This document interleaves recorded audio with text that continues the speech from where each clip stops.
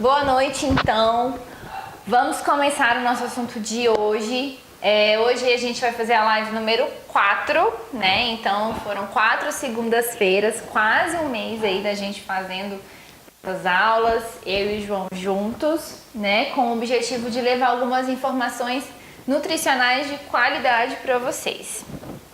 E hoje o nosso tema então vai ser como trabalhar a constipação, como melhorar a constipação intestinal por meio da fitoterapia, tá? Por que eu frisei constipação intestinal? Porque hoje eu fui lembrada que existe uma constipação nasal também. Levantou essa dúvida. Mas não é isso, gente. Constipação intestinal.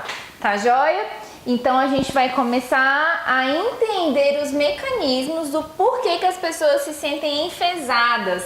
Esse termo enfesadas vem do termo de reter fezes mesmo, tá? Que deixa a gente mal-humorado. Então a gente vai entender um pouquinho dos mecanismos da fitoterapia no controle da constipação, na melhora dos sintomas. Então a constipação, ela é uma dificuldade para evacuar, tá?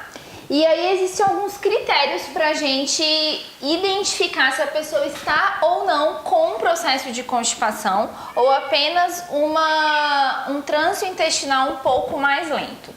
Então a gente nota, né, esforço evacuatório, então aquela hora de evacuar exige um esforço, né, um gasto energético naquilo.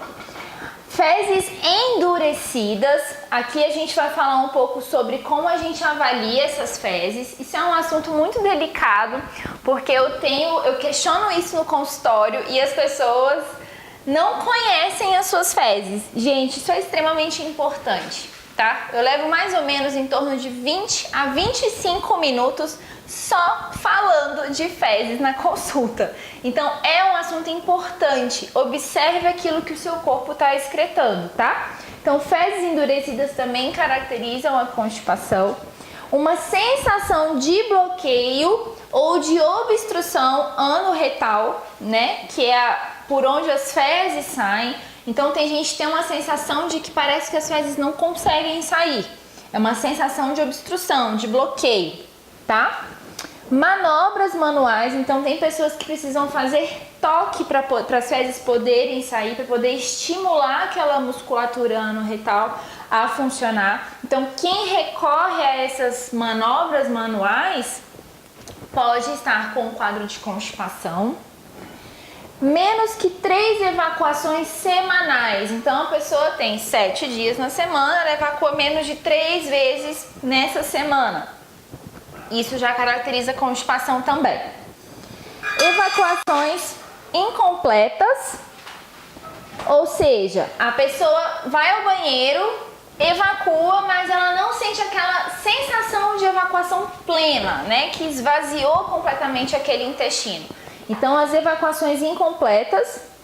E na constipação, as fezes são raramente amolecidas. São fezes mais ressecadas mesmo, tá? Então, esses critérios, eu encontrei eles, né? O diagnóstico ele é feito pelos critérios de Home 3, tá? E eles estavam descritos nessa revista, que é uma revista importante, que são os arquivos de gastroenterologia, numa edição de 2012, tá? Então, a constipação intestinal é um sintoma, não é uma doença, tá? Mas é um sintoma que reduz muito a qualidade de vida da população, é muito prevalente principalmente em mulheres e em idosos, justamente por essa perda do peristaltismo, né? Ou essa perda do tônus anorretal também, né? E a constipação, ela tem muito a ver com a disbiose, que foi aquele assunto que a gente tratou na semana passada, tá?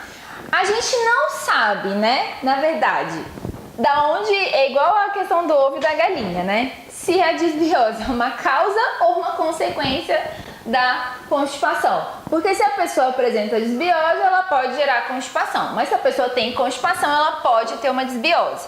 E aí a gente já viu quais são a importância da gente tratar toda a microbiota intestinal para que a gente possa evitar o aparecimento de doenças, né? E evitar possíveis processos desabsortivos também de nutrientes. Então, é importante a gente sempre lembrar que num quadro de constipação, ou ele veio da desbiose, ou ele vai ocasionar uma desbiose. E aí, como é que então a gente faz essa avaliação do comportamento intestinal? Quem já é meu paciente lá no consultório sabe que eu apresento uma escala chamada escala de Bristol, tá? Essa escala de Bristol, ela dá pra gente desenhos e formatos, eu vou mostrar pra vocês já já, né? E mostram pra gente a forma e a consistência que as fezes aparecem lá no vaso sanitário depois que a gente evacua, tá? Então a gente identificar a forma, o formato mesmo das fezes e como elas se apresentam na forma da consistência dão pra gente norte de onde a gente vai direcionar a conduta nutricional. Quais alimentos estão faltando? O que está em excesso? Será que está bem hidratado? Será que não? Né? Então, observar como as fezes se apresentam vai ajudar a gente no diagnóstico e no tratamento da constipação. Então, observem as fezes, como elas aparecem lá no vaso sanitário, tá? Outro critério para avaliação é a frequência evacuatória, né? Então, vai ao banheiro diariamente, tem um horário certinho, não vai dia sim, dia não, tá? Como é que é a sua frequência evacuatória, tá? Outro critério é a mudança de hábito. Será que eu tenho uma alternância intestinal, né? De constipação e diarreia? Será que no mesmo dia eu tenho um episódio de diarreia e constipação, né? Eu fico mais... De manhã as fezes estão bem amolecidas, à noite as fezes estão endurecidas. Isso é muito comum no consultório. E isso mostra pra gente que existe uma irregularidade, uma disfunção intestinal. E isso precisa ser tratado para que o paciente tenha qualidade de vida e uma correta absorção de nutrientes. Tá?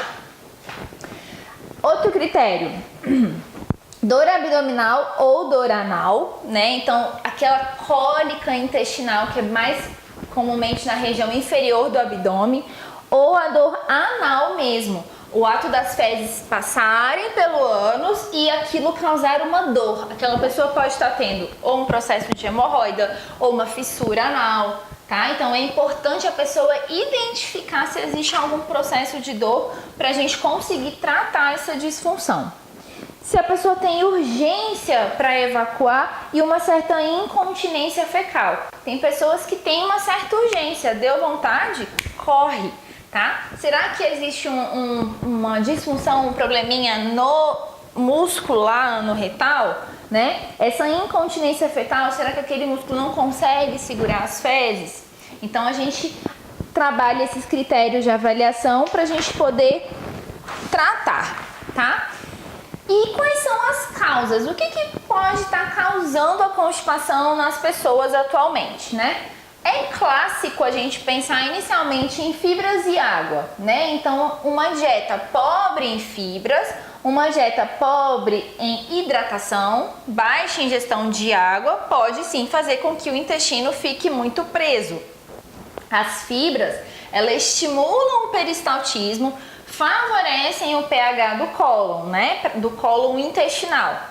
E a hidratação, ela serve para hidratar literalmente o intestino, para fazer o quê? O carreamento dessas fezes pelo intestino, tá? Uma outra causa que é muito importante na constipação é a atividade física. Então, pessoas mais sedentárias que não se movimentam, elas têm uma tendência a terem constipação. Então, a atividade física entra como uma causa extremamente importante para você que tem o intestino preso e é sedentário. Vale a pena pensar em se mexer um pouquinho mais para favorecer o peristaltismo intestinal. Lembrando que o peristaltismo, eu vou falar essa palavra muitas vezes, é aquele movimento do intestino para expulsar as fezes, tá? Uma outra causa da constipação é o estresse. Então, pessoas mais estressadas, mais agitadas, que não pausam, que são muito corridas, fazem tudo ao mesmo tempo, pessoas estressadas, também têm uma tendência a serem mais constipadas, tá? Má digestão, que foi um assunto que a gente falou muito nas lives anteriores, né? Então, a má digestão, a dificuldade para digerir os alimentos, também vai causar uma sobrecarga nesse intestino, né? Com resíduos muito grandes, fazendo com que ele não funcione corretamente. Toxinas intestinais. Da onde vêm essas toxinas? Prioritariamente da alimentação. Então, se eu tenho uma alimentação que, além de não ter fibras, não ter água, não faço atividade física, sou estressado, não faço digestão, ainda como toxinas, o que vai acontecer com esse meu intestino? Prender. Ele vai constipar. Se eu tenho um intestino em que eu tenho uma boa qualidade nutricional, uma boa ingestão de líquidos e que eventualmente ele vê alguma toxina, ele vai funcionar melhor, ele vai responder melhor. E medicamentos. Eu dei uma pesquisada em medicamentos que causam constipação e é uma lista gigantesca, gente, e medicamentos extremamente comuns, assim, tipo paracetamol, tipo dipirona, antidepressivos, remédios para pressão arterial. Então, assim, tem muitos medicamentos que vão desencadear essa constipação também. Aqui em medicamentos fica novamente o alerta. Se você já faz uso de algum medicamento prescrito por médico, você tem necessidade real, diagnosticada de usar, use e não suspenda. A não ser que você tenha interesse, mas você vai lá falar com o seu médico. Do contrário, avalia quantos medicamentos você tem hábito de tomar. Muita gente tem hábito de tomar remédio para dor de cabeça, quase que diariamente. Dá um enjoozinho, toma um remedinho. Vai viajar de avião, toma um remedinho. Tem gente que viaja muito, vive tomando remedinho para não enjoar, né? Qualquer dorzinha, tá colocando medicamento naquele intestino. E aí esse intestino tá recebendo esse estímulo e ele tá ficando mais preso também por conta do excesso de medicamentos ali dentro. E aqui eu vou mostrar pra vocês como é que funciona então a escala de Bristol. Eu vou pedir pro João me ajudar. Você me ajuda, amor? A gente vai colocar bem pertinho aqui, ó, pra gente ver o que significa essa escala, tá, gente? Então, essa escala eu mostro lá no consultório para todos os meus pacientes. Eles sabem, quem tá me assistindo aí dos meus pacientes sabe que eu mostro essa escala. E nessa escala, a gente vai ver qual tipo de fezes que aparecem lá no vaso. Então, por exemplo, as fezes tipo 1 são pedaços separados, duros com amendoim. São bolinhas, são fezes cápricas. São aquelas fezes difíceis, elas são pequenas e elas caem no vaso e a água faz poft, tá? Então são pedaços separadinhos e duros, elas doem para sair. Tem o tipo 2, que é uma forma de salsicha, mas ela é segmentada, então ela tem umas arestas, umas faces assim. Isso é bem fácil da gente identificar nas fezes também, tá? Mas tem que olhar, não precisa ter vergonha do seu cocô, tá? Ele faz parte de você, ou fez, tá? Tipo 3, forma de salsicha, mas com fendas na superfície. Essa aqui é um pouquinho diferente dessa aqui, que essa aqui elas são mais segmentadas. Essa aqui tem fendas, pequenos recortes, tá? Tipo 4, forma de salsicha ou de cobra, mas ela é lisa, ela não tem fendas, ela não é segmentada. E ela é amolecida, porque ela é suave de passar pelo ânus, tá? Tipo 5, pedaços moles, mas contornos nítidos. Então eu tenho como se fossem fragmentos da tipo 4, tá? Mas os pedaços são amolecidos, certo? Tipo 6, pedaços aerados, contornos esgarçados. São aquelas fezes mais disformes, assim, elas são um pouco mais aquosas mesmo. E o último estágio é aquela diarreia mesmo, que é bem aquosa e não tem pedaços nenhum sólido. Aqui ainda tem um pouquinho de sólido aqui no tipo 6. No tipo 7 não vai ter. Então, tem pessoas que apresentam predominantemente o tipo 2, tem pessoas que apresentam predominantemente tipo 5, né? E o ideal seria a gente chegar ali em torno do tipo 4, que o tipo 4 é que vai ter as fezes que que a gente vai mostrar pra gente uma absorção normal, uma excreção normal, um funcionamento normal. E aí a gente pega essa classificação da escala de Bristol e começa a interpretá-las, tá? Então, aquele tipo 1, que são as bolinhas duras, né, ressecadas, o que elas indicam pra gente? Que são fezes de uma pessoa que tem pouca quantidade de fibra na alimentação, ela ingere pouca água, ela faz pouca atividade física, ela pode ter uma sensibilidade alimentar, e aqui a gente entra falando daquela questão do sistema imunológico e intestinal. Se eu tenho um alimento que meu corpo não aceita, não tolera, não digere ele bem, isso vai causar uma hipersensibilidade, tá? Alimentar. E isso vai ter repercussão sim em como eu absorvo nutrientes, tá? E as pessoas que têm bloqueio do desejo evacuatório. Quantas pessoas têm bloqueio do desejo evacuatório? É aquela pessoa que fala assim: não faço cocô fora de casa de maneira alguma. Gente, isso é um bloqueio do desejo. Você condiciona o seu cérebro a fazer o seguinte: tô fora de casa, aqui não é momento de evacuar, não vou evacuar, tá? E isso pode estar causando aí um ressecamento das fezes. Diga, amor, alguma coisa? Era você? Ah! O João, eu preciso falar sobre isso, amor. O João, ele tinha bloqueio do desejo evacuatório. Hoje ele tinha mais, hoje ele tem menos, mas ele tem um pouquinho só. Tá, gente? Mas isso é muito grave, isso é muito sério. Pessoas que já condicionam, vou viajar, aí passa semana sem evacuar porque tá fora de casa. Gente, isso é ruim, você não tá respeitando a sua fisiologia intestinal. Tá? Eu sei que é difícil para algumas pessoas, porque tem vergonha, porque tem cheiro, né? Fazer cocô fora de casa, fazer cocô na casa do namorado novo, né? Como é que você vai chegar lá? Oi e tal, preciso ir no banheiro. Não, eu sei que rola uma vergonha em torno disso. Gente, mas é algo fisiológico. Respeita a sua fisiologia. Não prendam as suas fezes se elas estão a fim de sair, tá? Se elas estão a fim de sair, é o seu corpo jogando aquilo fora, tá? Não bloqueiem o desejo evacuatório de vocês, ok? Combinado assim? Beleza. Outro tipo, fragmentos finos, fezes que são fininhas, né? As fezes mais fininhas e fragmentadas, elas indicam pra gente principalmente sensibilidade alimentar, né? Novamente, algum alimento que eu como, o meu corpo não dá muito bem com ele, eu sou sensível àquele alimento, mas eu continuo comendo, tá? Lembram de algum caso? Pessoas com intolerância à lactose, que continuam comendo lactose, pessoas que têm intolerância ou alergia a glúten e continuam comendo glúten, pessoas que têm alergia a proteínas do ovo, proteína das castanhas e continuam comendo, tá? Vocês estão causando sensibilidades alimentares e mudando o aspecto normal das fezes, tá bom?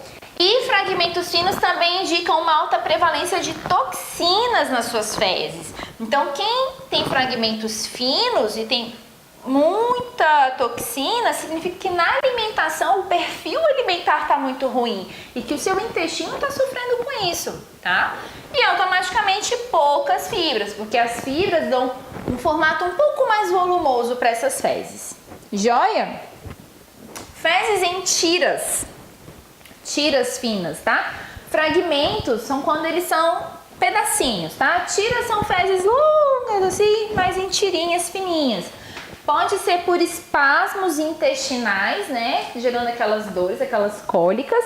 Ou pode ser por obstrução do cólon. Gente, quando eu falo cólon, é o intestino grosso, tá? Ali mais a parte final, a gente tem boca, esôfago, estômago, delgado, grosso e reto, tá? Então, as giras fininhas pode ser por alguma obstrução do cólon e aí aquelas fezes estão saindo de forma mais fina, tá? Fezes flutuantes. Quem aqui observa se as fezes afundam ou se as fezes boiam?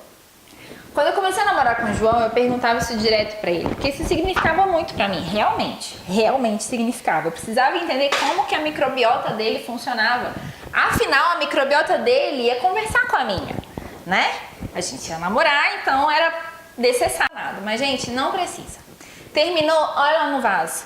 Afundou ou boiou, tá? Fezes flutuantes são fezes em que a gente identifica um alto consumo de gordura. Gordura não se mistura com água, não é verdade? Então, se suas fezes têm muita gordura, elas vão boiar. Joia? Mas isso significa também que eu tenho uma redução na absorção dessas gorduras. Se elas estão saindo nas fezes, eu não estou absorvendo. Logo, eu tenho prejuízo das gorduras boas e das vitaminas que dependem dessas gorduras, que são as vitaminas lipossolúveis, ou seja, elas são solúveis em gorduras. Quem são as vitaminas lipossolúveis? Vitamina A, vitamina D, vitamina E e vitamina K. Aí a pessoa está fazendo suplementação de vitamina D e as fezes dela flutuam. Será que ela está absorvendo a vitamina D? Fica a questão, a gente está gastando fazendo cocô caro, jogando vitamina D no vaso. Então a gente precisa observar por que essas fezes estão flutuantes, tá? Outras causas das fezes flutuantes é um desequilíbrio hepático, né? Lembra que a gente falou da bile, que a bile faz a emulsificação dessas gorduras? Se eu não tenho uma boa absorção, significa talvez que meu fígado não está produzindo bile na quantidade adequada, né? E isso está interferindo na absorção de gorduras. Uma outra causa é colite, tá? Colite é uma inflamação no cólon. Atualmente eu tô com 5 pacientes com colite, em tratamento de colite, tá? E em pacientes com colite, o sistema imunológico intestinal dele é muito ativado. E aí o corpo produz mais muco para se proteger daquela situação inflamatória, tá? Então as fezes flutuam porque acaba saindo esse muco lá nas fezes, tá? E fezes flutuantes também pode ser pela alta concentração de gases nessas fezes. Então pessoas às vezes que comem conversando demais, né? Ou porque a digestão não foi eficiente, ele teve uma produção gasosa também. Então a pessoa tem cólicas intestinais por gases, levam a fezes flutuantes. Joia? Uma outra característica das fezes também, elas aparecerem com muco, viscosas ou pegajosas. Gente, vocês não vão pegar nas fezes, não tem necessidade disso.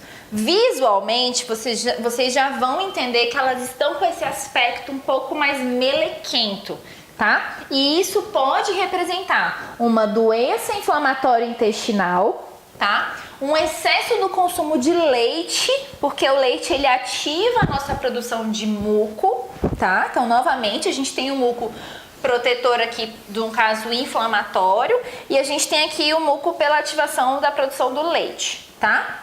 Pode ser também sensibilidades alimentares, tá? Aí aqui no caso sensibilidades alimentares é porque a gente tem um processo inflamatório e o nosso corpo está tentando se defender. Logo essas fezes vão estar com muco. Joia? E podemos ter fezes com restos alimentares. Gente, isso é muito comum. Pessoas que, por exemplo, comem um pratão de salada e começam a ver folhas saindo pelas fezes. O próprio milho. Por que o milho desce inteiro? Porque ele não foi bem mastigado. Tem gente que vê feijão, tem gente que vê grãos, tem gente que vê arroz integral. Tudo isso, gente, relatos do consultório, tá bom? Eu pergunto isso aqui, a gente faz esse rastreamento e fala, nossa, é mesmo, realmente, eu percebo que quando salada sai folha lá, tá? Gente, aparecer restos alimentares nas nossas fezes não é uma coisa normal, tá? Não é uma coisa saudável. Isso representa, sim, uma má mastigação e uma má digestão. Se desceu pedaços inteiros é porque o seu processo digestivo ele não tá adequado. Tá joia? Existe um exame que eu peço quando eu tô muito desconfiada de algumas coisas de digestão dos pacientes, chama-se coprológico funcional, tá? E nesse exame ele mostra pra gente o que tá saindo nas fezes. Restos de amido, restos proteicos, restos de gordura, ele dá pra gente bem detalhadamente. Me fala como é que tá o pH das fezes, tá? Então, quando a gente não consegue fechar um diagnóstico, talvez é legal a gente pedir esse exame para a gente poder avaliar essas fezes. Lembrando que quando eu falo fechar diagnóstico, gente, é para nossa conduta, tá? Nós não fechamos diagnóstico de doenças inflamatórias intestinais. Quem fecha o diagnóstico disso é o médico gastroenterologista ou proctologista, tá? Então, assim, a gente pode, nossa conduta ela vai ser norteada a partir desse exame se a gente, por exemplo, encontrar restos de amido nas fezes. Aí a gente já sabe que a pessoa não está fazendo um bom papel da amilase salivar, ela pode não mastigar, desce o alimento inteiro. Tá? Então esse exame, o coprológico funcional, é super tranquilo de fazer aqui em Brasília, dá para pedir para os pacientes e eu tenho pedido e consigo trabalhar pontualmente naqueles restos alimentares que aparecem lá. Joia? Fezes com odor fétido. Fezes não é para ser cheirosa mesmo, não tem como. Mas existem fezes que são muito fedidas. Vocês mesmos devem reparar, né? Ai, nossa, quando eu como tal coisa fica insuportável, tá? E essas fezes com odor fétido, elas também representam um processo de má digestão, podem representar uma infecção ou pode representar umas fezes com alto teor de toxinas também. Então a gente precisa sempre estar de olho e de cheiro, de nariz nas nossas fezes. Será que a gente está fazendo uma digestão muito difícil, né? Onde eu estou errando na digestão? Será que eu não estou mastigando pedaços muito grandes na boca? Será que eu não tenho enzimas suficientes? Né? Ou será que eu estou comendo muita besteira? Né? Ou então eu estou com alguma infecção intestinal, tá? Fezes que aparecem com sangue, né? Pode ser alguma hemorroida ou aqui não tem mais casos de fissura anal também, tá? São diferentes, a hemorroida e a fissura. Sangramentos intestinais, então também pode aparecer nas fezes lá, né? Podem ser descobertos através de sangue nas fezes. Fezes esverdeadas são problemas biliares, né? A nossa bile ela é verde, ela é esverdeada. Então, se eu tenho a presença da bile nas minhas fezes, existe algum problema ali no meu metabolismo da bile, do fígado e da vesícula, que foi o tema da nossa live 2, se eu não me engano. Correm lá no YouTube, já tá lá para vocês verem sobre esse assunto de digestão de gorduras, tá? E fezes claras também representam uma insuficiência biliar, tá? Então aquela vesícula já não tá conseguindo mandar pro intestino ou o fígado já não está produzindo o bile da quantidade adequada e enviando para a vesícula. Certo? Então vamos para o tratamento da constipação então, tá? Então a gente tem fitoterápicos que têm ação laxativa, fitoterápicos formadores de massa, lembra daquelas fezes que são mais finas e isso gera uma dificuldade para evacuar? Então a gente tem plantas fitoterápicas formadoras de massa, tá? E plantas estimulantes do peristaltismo. Então a gente tem plantas que têm essas ações aqui no nosso intestino para favorecer a liberação dessas fezes. Então, as plantas que são estimulantes do peristaltismo, a gente tem algumas, eu trouxe para vocês, tá? Então a gente tem sene, a gente tem a frângula, tem a cáscara sagrada, tem ruibarbo, tem funcho e tem aloe vera, tá?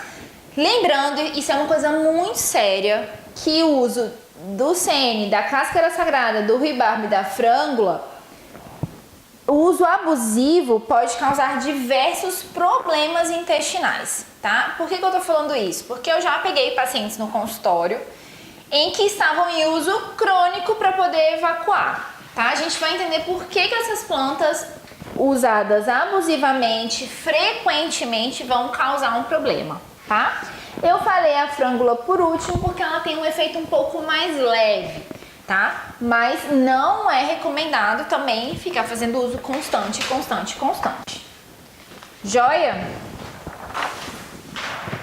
O que essas plantas fazem então, tá? O sene, cáscara sagrada, ruibarbo e a frângula fazem destruição das nossas células epiteliais. Lembram lá da nossa live passada da desbiose que eu desenhei para vocês o intestino? né? Que a gente tinha aqui a camada do muco e aqui a gente tinha várias criptas, né? Isso aqui é o nosso epitélio, tá? Intestinal. Então, essas plantas vai ativar a motilidade para poder jogar fora, né? É uma coisa óbvia. Então, é por isso que elas aceleram o trânsito intestinal e fazem com que a gente consiga evacuar, e elas são laxantes, tá? E isso serve, gente, para os laxantes em geral, tá bom? Vai fazer essa destruição das células epiteliais aqui. Então, gente, atenção! O uso frequente de laxantes pode provocar diarreias com cólicas intensas, perda de líquidos eletrólitos, causando disfunção cardíaca e neuromuscular. Gente, então é tão grave assim? É muito grave assim, tá? Então, essas diarreias com cólicas intensas são ocasionadas lá por aquele processo inflamatório, por aquela abertura das junções, tá? Perda de líquidos e eletrólitos. As diarreias, elas são aquosas, então eu tô perdendo líquido e tô perdendo sais minerais nessas fezes, tá? Então o meu corpo tá desidratando, tá? Pela perda de água e pela perda de eletrólitos. E o meu corpo, ele precisa tanto de água para manter a minha função cardíaca funcionando, bombeando sangue, quanto para manter minha saúde neuromuscular. Meus músculos, eles precisam de eletrólitos para fazer contração, relaxamento, para fazer bombeamento do coração. O coração também é um músculo. Então, o uso frequente de laxantes, né, pode causar esse tipo de sintomas aqui que são bem graves. Então, por isso que são plantas que a gente não pode sair tomando assim, à torta e à direito, sem indicação e sem um acompanhamento. Então, vamos lá. Dito isso, estamos cientes de que são plantas com ação laxativa, né? Então, elas são feitas, gente, para fazer um uso pontual, tá? Então, sei lá, tô há 4 dias sem evacuar, mas isso não me acontece com frequência. Aconteceu algum problema ou uma coisa emocional, alguma coisa assim, vou usar Sene, tá? Então, Sene a gente usa as folhas, o extrato seco, tintura ou infusão. Chá, não fervemos a planta porque ela é uma folha muito sensível, tá? E o Sene, para ter o seu efeito potencializado, a gente pode utilizar com a erva doce, que tem a função antiespasmódica, que a gente falou na live passada, e a gente pode usar ela com o funcho, que também tem uma ação antiespasmódica e digestiva. Então, se a gente tem uma prisão de ventre, uma constipação que vem de, por exemplo, uma má digestão, eu posso combinar o Sene com 2 plantas para poder potencializar esse efeito, tá? E o Sene, ele é contraindicado em casos de obstrução intestinal, porque se o Sene faz uma lesão no meu intestino e aquele intestino já está obstruído, vou ter problemas mais sérios, tá? Não vou usar o Sene de modo algum em enterites e em colites. Eu já tenho inflamação no meu intestino, eu já tenho inflamação no meu colo, tá? E de forma alguma pode ser utilizado por gestantes, lactantes e por crianças, tá? Então é uma planta que a gente usa em último caso, preferencialmente associada até para reduzir a dosagem dela, tá? Pra gente corrigir aí o trânsito intestinal, fazer essa limpeza das fezes, tá? A outra planta é o ruibarbo, a gente usa a raiz, tá? O ruibarbo a gente faz extrato seco ou decocção. Como é uma raiz, é uma parte da planta mais tenra, pra gente obter os compostos bioativos, a gente faz decocção. Só que o ruibarbo, ele tem uma particularidade. Doses altas, em torno de 1 a 2 gramas dia, tem ação laxante. Doses baixas, em torno de 300 miligramas, vai ter ação antidiarreica e digestiva, tá? Então, cuidado com o objetivo ao usar a planta. Se eu já sou uma pessoa que estou constipada atualmente por algum problema ou eventualidade, posso usar o ruibarbo em doses mais altas. Se não, tem uma dificuldade digestória ou tô com o intestino um pouco mais solto, doses mais baixas, tá? E o ruibarbo, ele não pode ser utilizado em hipótese alguma por pessoas que tenham pedra nos rins, tá? Porque ele contém oxalato de cálcio. Isso pode agravar essas pedras nos rins e ocasionar um outro problema que a gente não quer que aconteça. A frângula é aquela planta que eu falei pra vocês que tem um efeito mais suave, tá? Em relação a essa lesão. A gente faz extrato seco dela, né?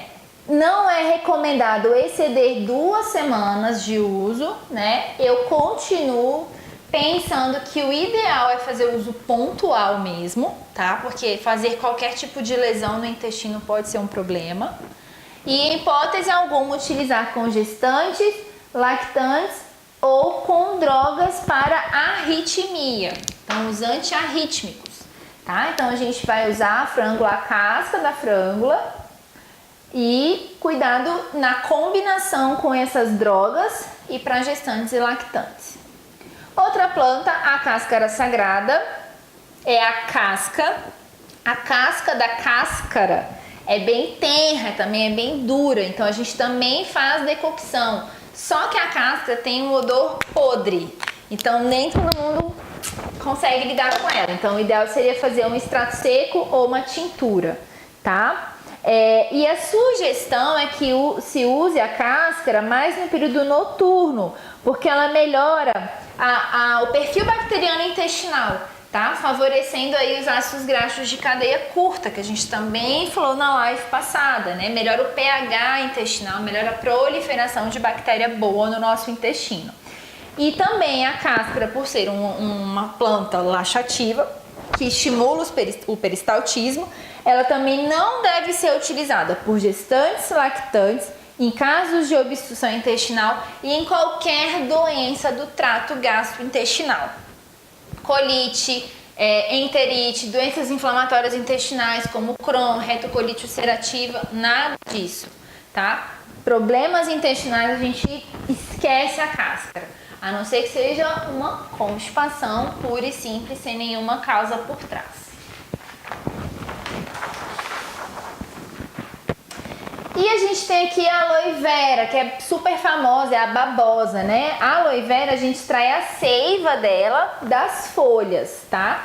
Então a forma de utilização é o gel fresco da planta e ela serve para desordens do trato gastrointestinal. Ela sim pode ser usada em colites, em úlceras, em quadro de constipação, em colites também. Para tratamento dessas desordens, a aloe vera ela é recomendada. Os meus pacientes atualmente que eu estou tratando colite estão fazendo uso do gel de aloe vera.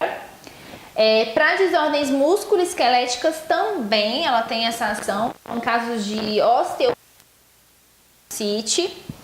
Para diabetes, para asma, para epilepsia, depressão, glaucoma, esclerose, hemorroida, psoríase, para nutrição da pele. Então a aloe vera ela tem multifunções, mas voltando aqui para o nosso objetivo intestinal, ela vai ajudar com certeza nesses quadros. Uma lesão intestinal, uma colite ulcerativa, uma colite, né, um processo inflamatório intestinal acontecendo.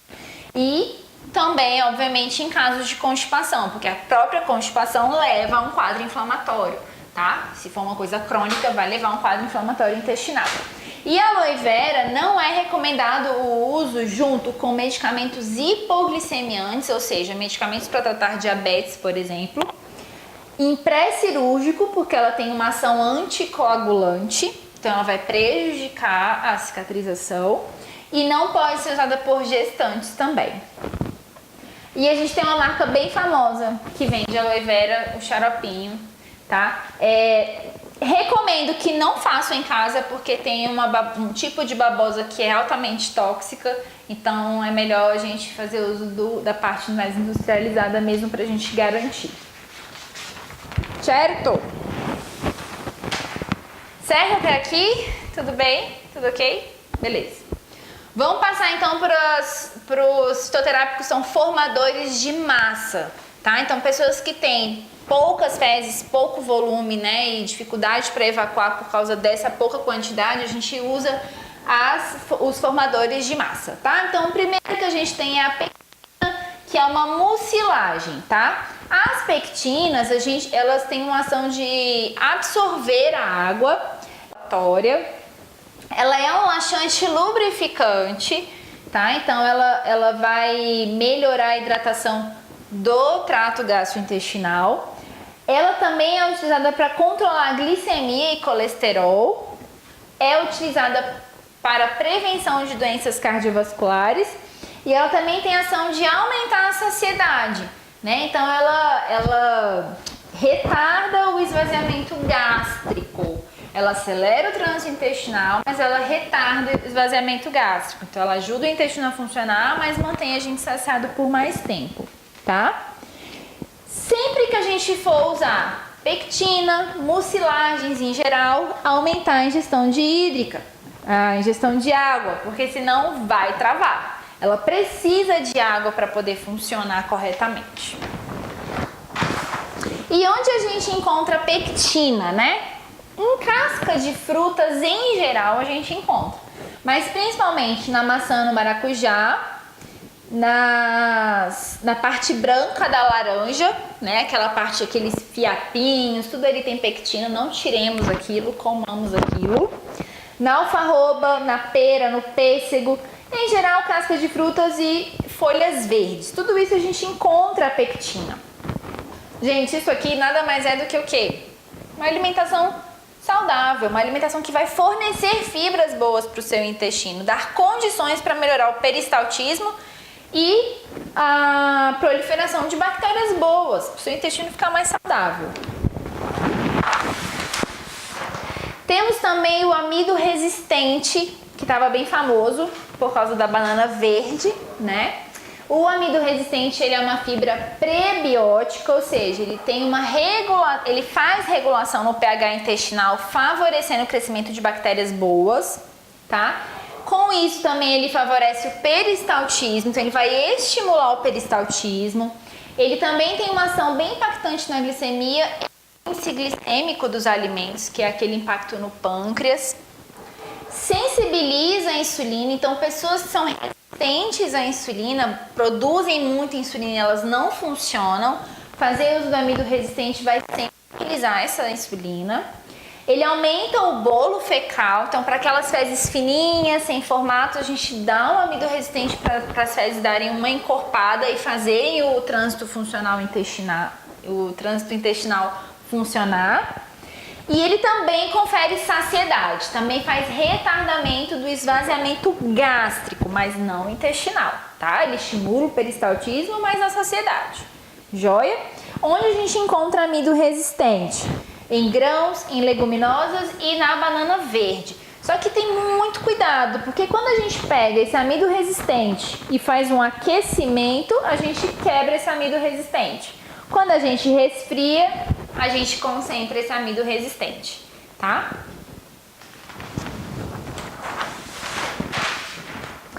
E temos o psyllium, que é uma semente também, que eu tenho bastante experiência de trabalhar no consultório. Aqui em casa eu tenho psyllium também, eventualmente a gente acaba utilizando, tá? E ele é um pó, a gente usa uma colher de chá por dia. Também confere saciedade, também tem ação prebiótica. Ele pode ser utilizado para colite em remissão, então na crise não é recomendado, tá? Mas quando a colite já está quase sarando, o paciente já está assintomático, a gente pode utilizar. Ele pode ser utilizado em casos de diverticulite e diverticulose. Eu até recebi uma pergunta com relação ao consumo de sementes em geral, para diverticulite e para diverticulose, tá? Eu falei com uma proctologista, uma amiga minha, e ela me falou que realmente existe essa recomendação, tá? Em pacientes com diverticulite, de não consumir as sementes inteiras. Então, eu falei, aqui no caso do psyllium, as sementes são em pó, elas são trituradas, tá? Então, para quem tem diverticulite mesmo, diverticulose, o ideal é a gente não consumir sementes, tá bom? Melhora quadros de hemorroidas, por quê? Porque o psyllium, ele vai deixar as fezes mais suaves, mais fofinhas, para elas poderem sair pelo ânus, né? Então vai melhorar as hemorroidas. Ele também pode ser utilizado em pós-cirúrgicos, tá? De hemorroida também, é bem interessante. Melhora diarreias também, porque ele regula o trânsito intestinal, ele forma bolo fecal. Melhora o perfil lipídico, igual as outras que a gente estava comentando. Melhora o perfil glicêmico e melhora também o perfil imunológico, porque lá no nosso intestino a gente tem uma rede imunológica, o nosso intestino é uma barreira de defesa, a nossa primeira linha de defesa. Então, se eu melhorar a minha saúde intestinal, eu vou melhorar a minha imunidade também, tá? E ele tem uma particularidade, né? Que ele reduz a absorção de certos minerais. Então, assim, se o uso for frequente, o ideal é que seja longe de refeições principais. Se o uso não for frequente, eventualmente você pode misturar ele num bolo, numa panqueca, numa massa de torta, sei lá, alguma coisa, num suco, alguma coisa assim. Se o uso ele for frequente, não recomendo próximas refeições. Toma ele de uma maneira mais isolada, beleza? E ele então não é recomendado para casos de obstrução intestinal, justamente porque ele estimula lá o peristaltismo. Em casos de vômitos, náuseas, dores que não se sabem, dores gástricas, intestinais, porque pode ser um quadro de obstrução.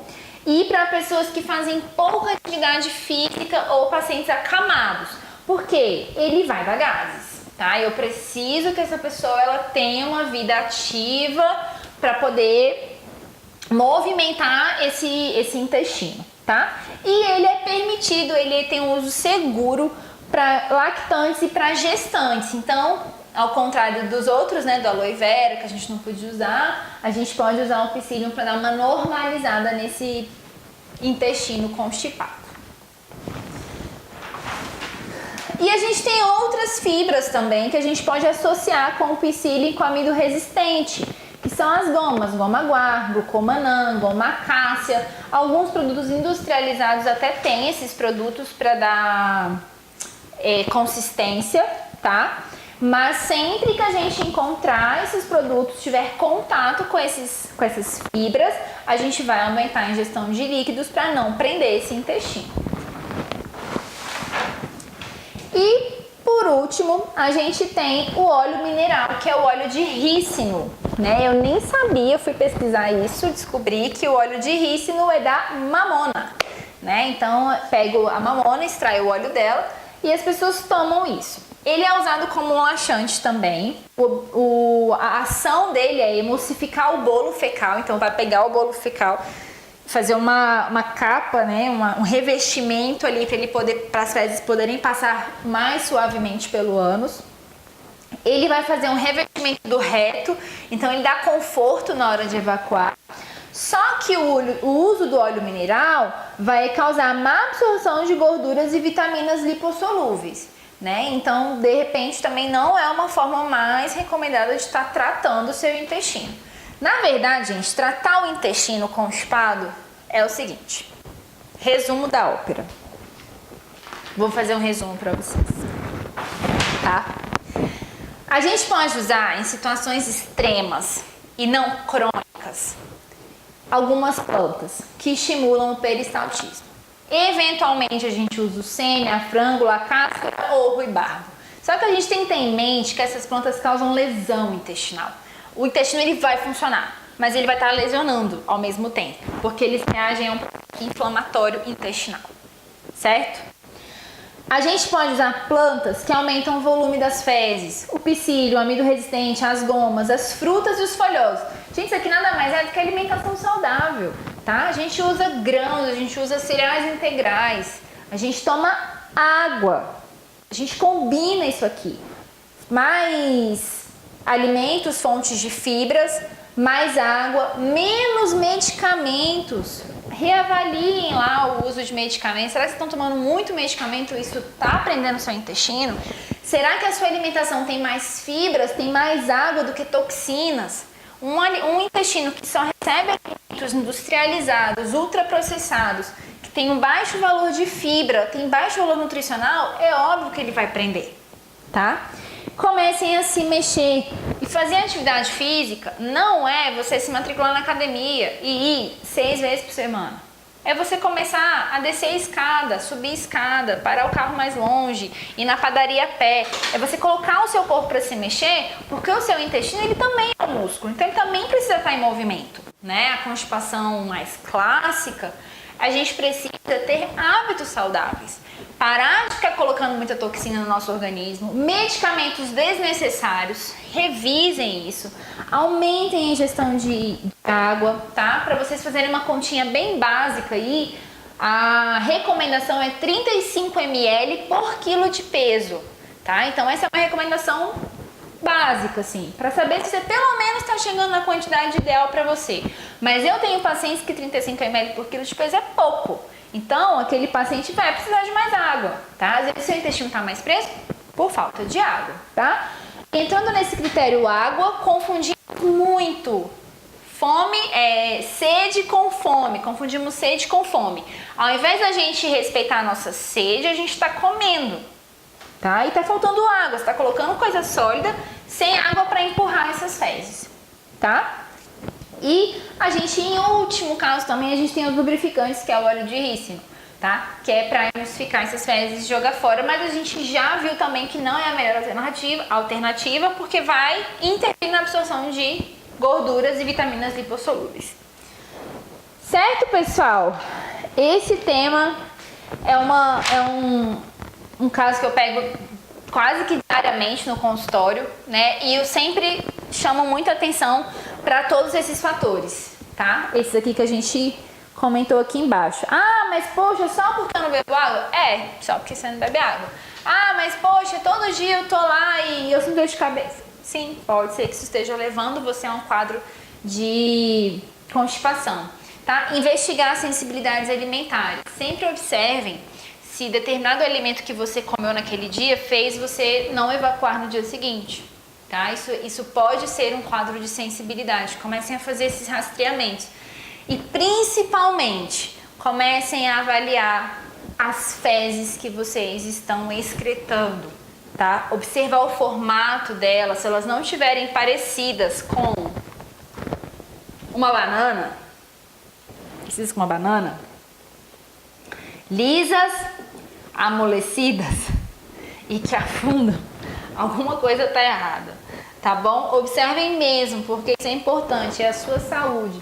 Isso diz pra gente o que você está absorvendo, o que você está excretando, como seu intestino está se comportando, afinal de contas. Beleza?